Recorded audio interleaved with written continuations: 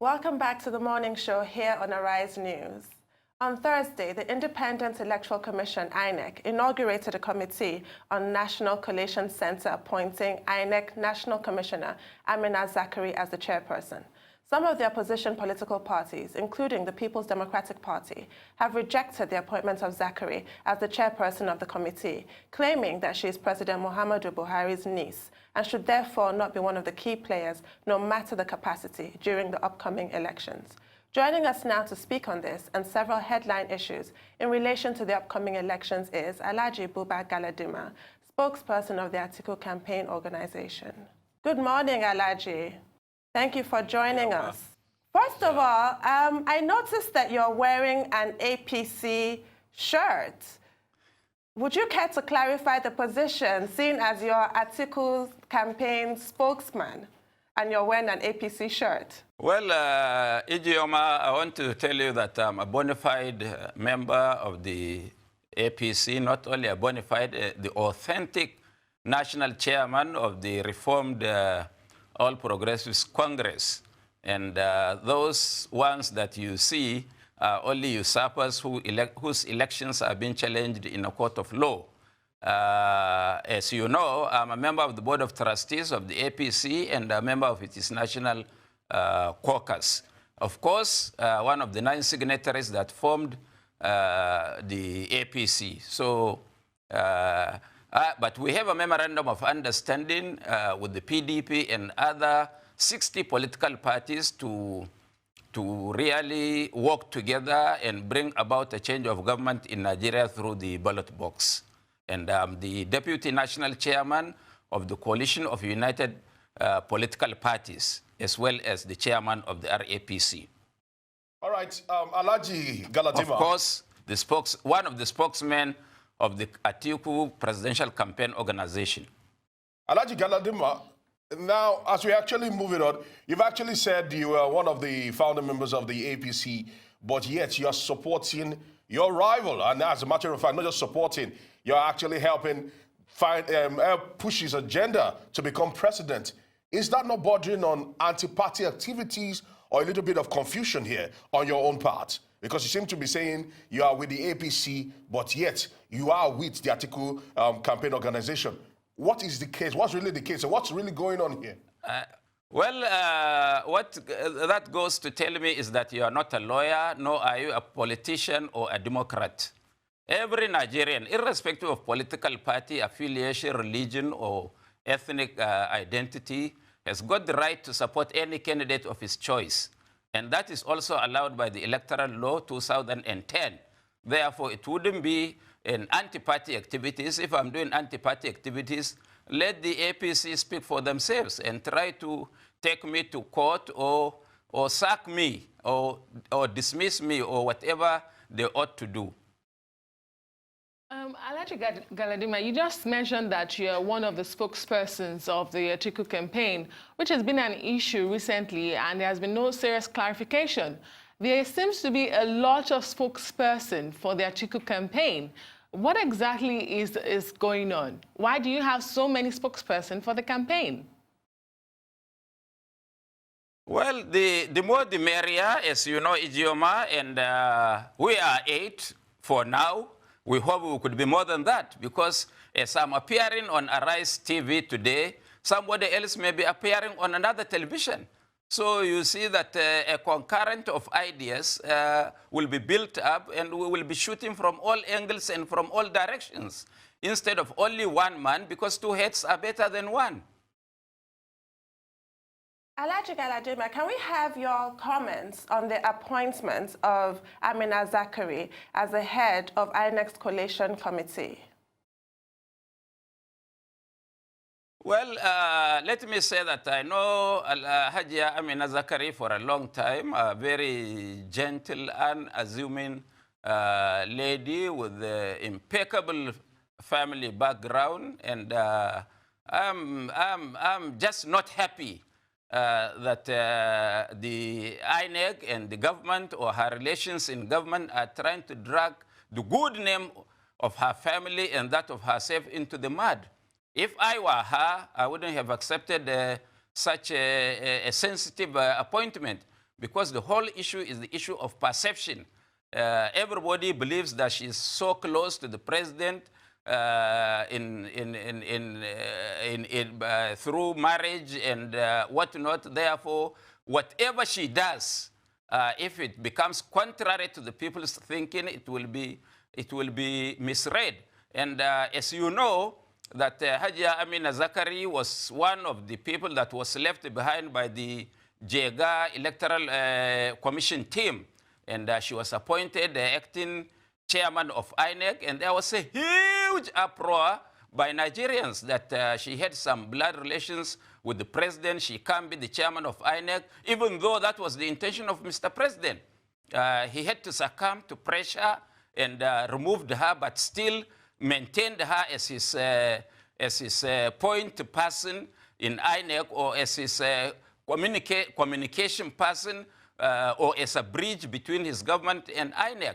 Therefore, any appointment into any, of course, we would also remember that she was appointed, she was head of the INEC IT team. Also, that one, she came under pressure and under criticisms. The chairman, Mahmoud Yakubu, had to remove her and took her to the welfare department of INEC.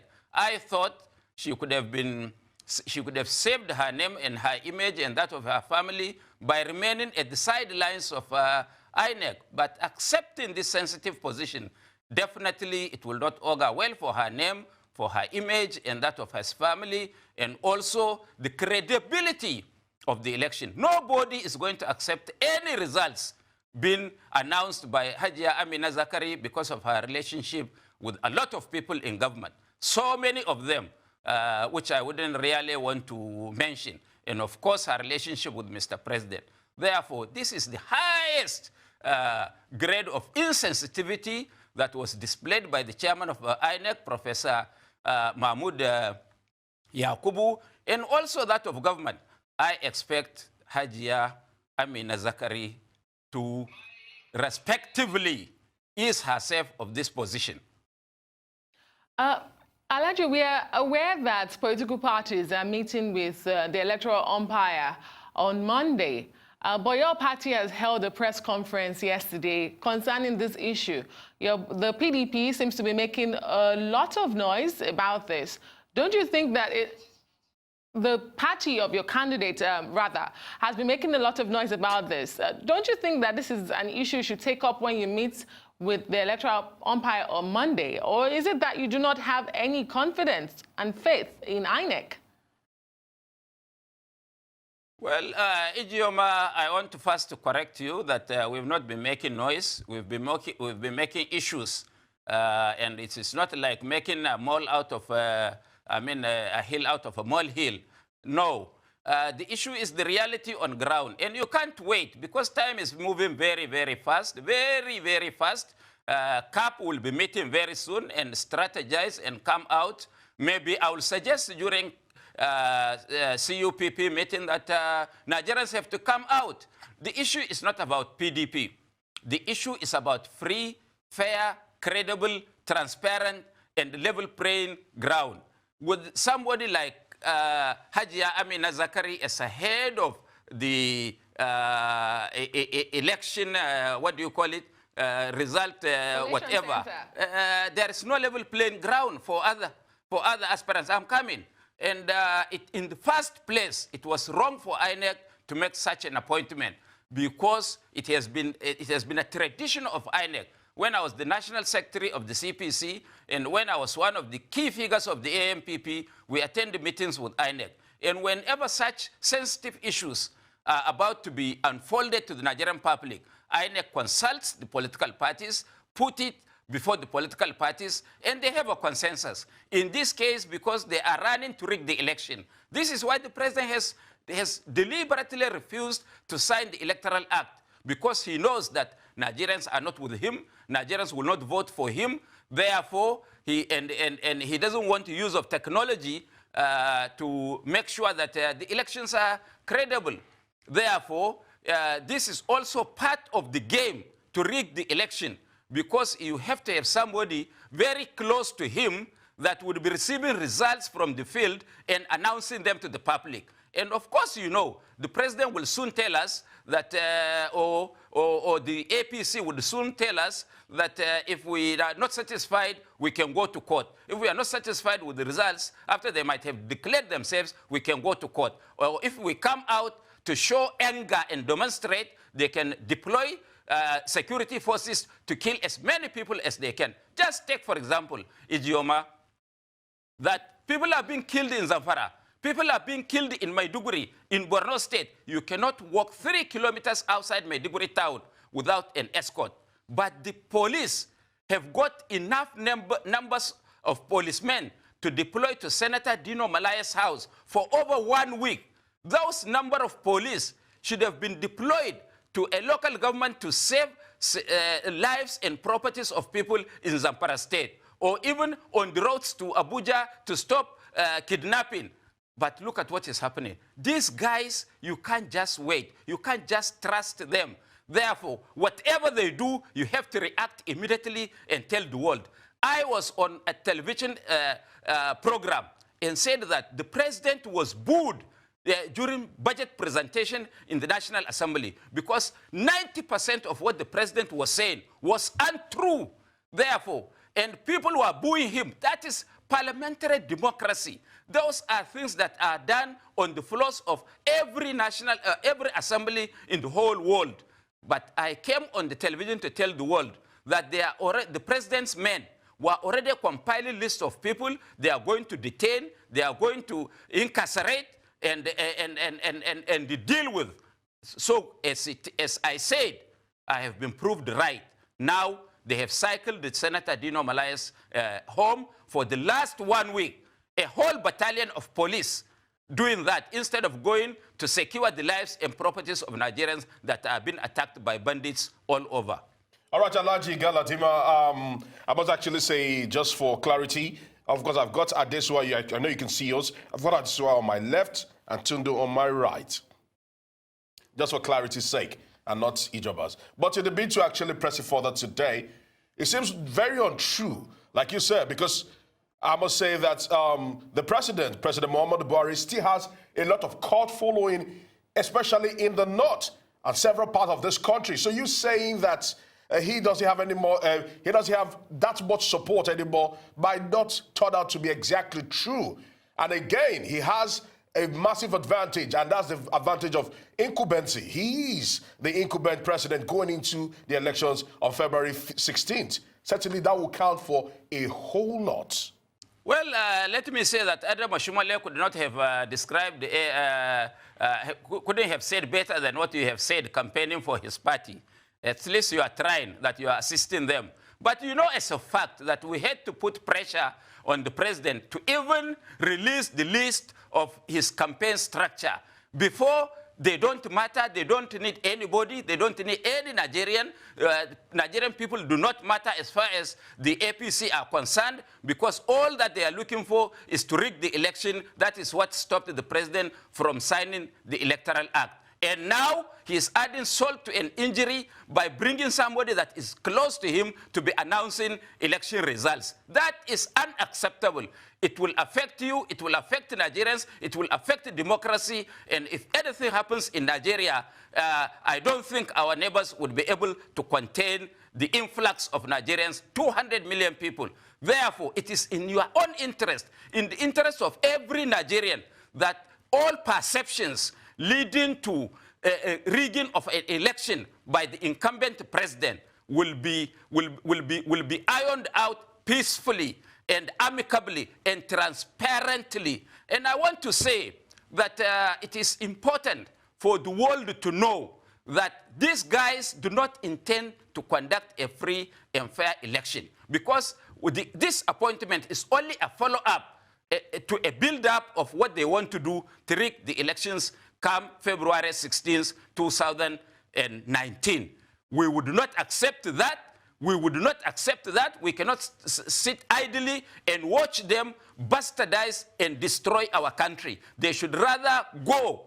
And it is the duty of not only the PDP or its presidential candidate, but it is the duty of every Nigerian to ensure that there is a transparent, free, fair, and level playing field for elections in Nigeria. Or else we will never see any good government. When the people don't have the power to vote for or to remove any government or to bring in any government, then the whole issue should be forgotten. We don't need to waste our time. Alhaji, you cannot be more emphatic about your view that the president is planning to rig the upcoming elections. Do you have a plan in the event that he does? Because you've just referred to the treatment, according to you, given to those who merely booed him.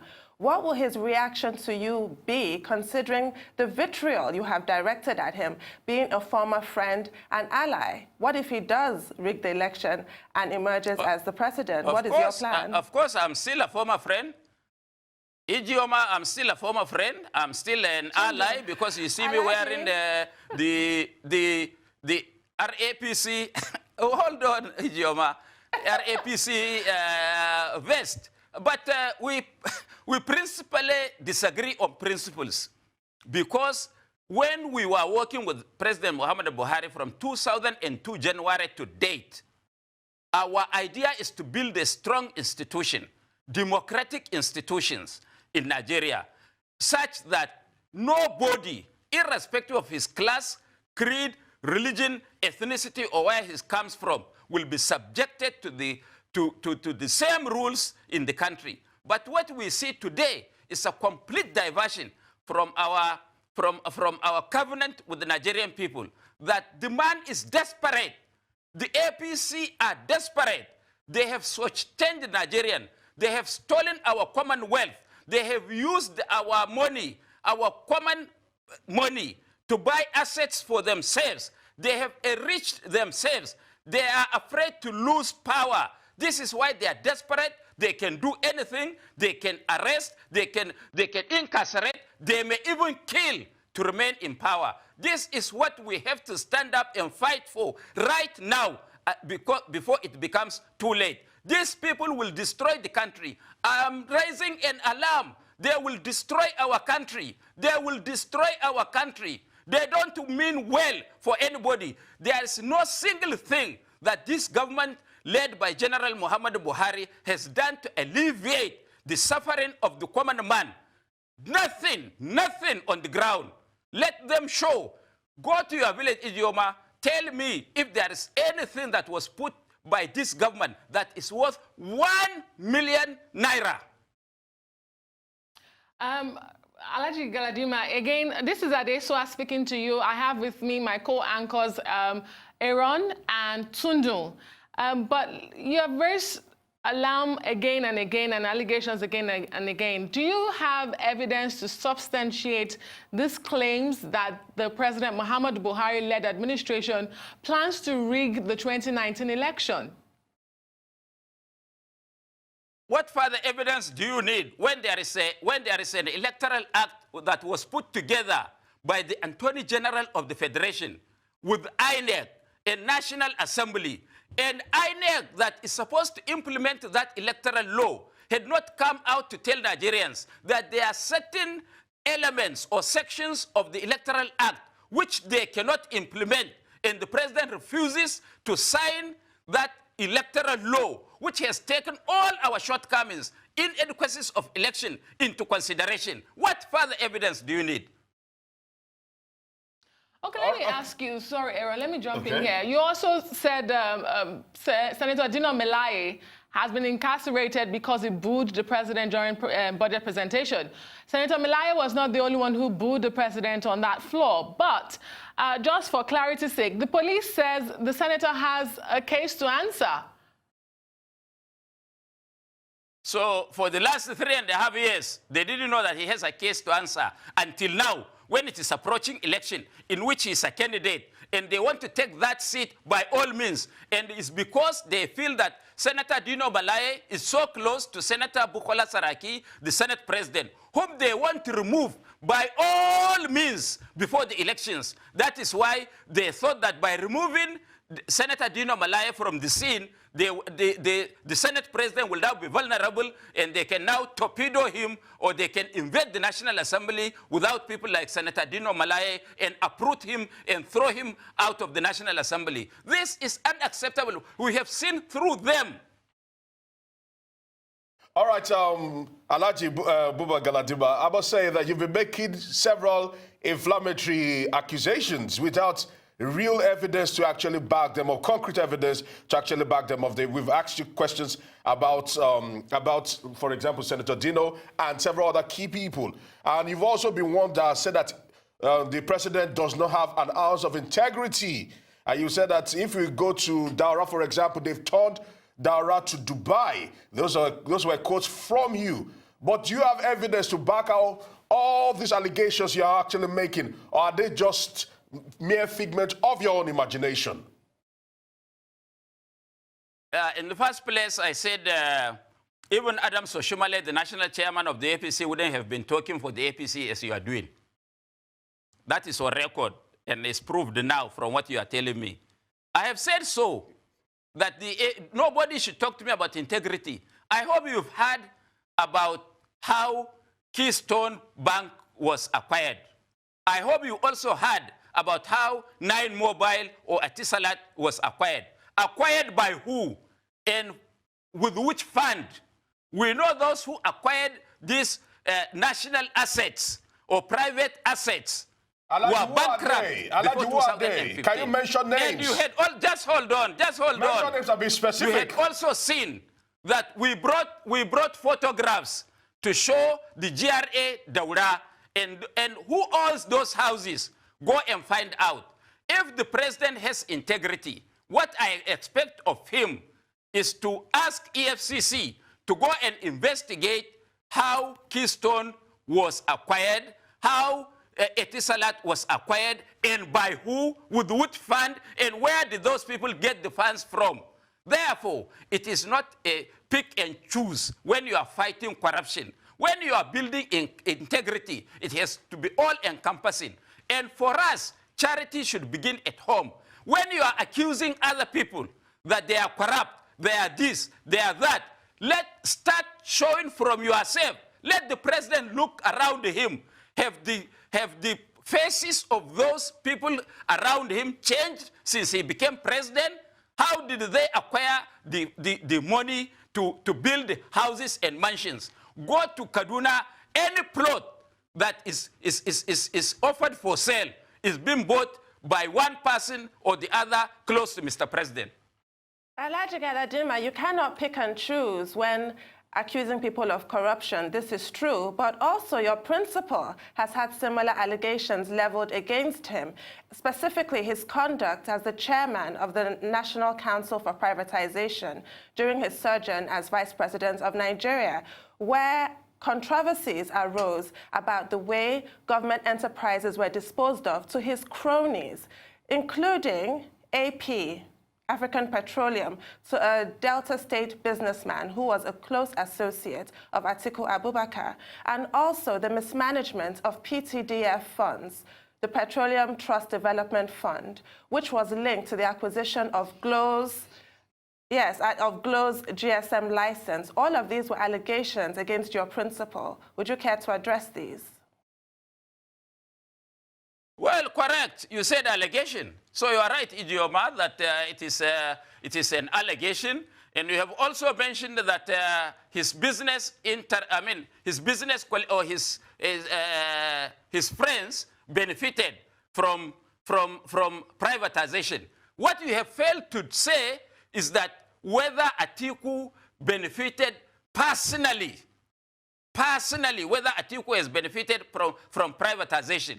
And if Atiku would assist somebody from Delta to acquire property, or assist somebody from Ijebu to become multi-billionaire, so Atiku is a good Nigerian. We like the kind of people like Atiku, of course, because he is assisting other Nigerians from all walks of life, from all sections of the country.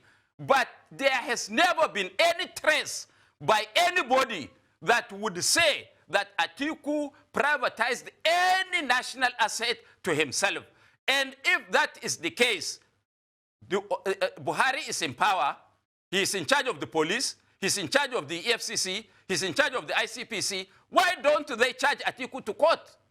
Why can't they? What is the investigation on Atiku? So all these are lies, absolute trash. They are giving a dog a bad name in order to hang it, because Atiku has become a threat to their continuous pilferage of the Nigerian nation. This is unacceptable. You cannot malign an innocent Nigerian simply because he is a threat that when you contest a free and fair election, you will lose to him. Let them lose election, and we go to market like they are sharing the so-called Abacha loot, $330 million without appropriation, without budget, without record. We will ask them to come and account or produce the addresses of those to whom they have given that money to. And of course, they only share 1 million naira and tell you they are sharing $1 million. This is unacceptable. This is the most corrupt government I have ever seen in my life. Thank you, Alhaji, for that submission. It's time now for a short break. We'll be back We'll be back with Alhaji Buba Galadima. Stay with us.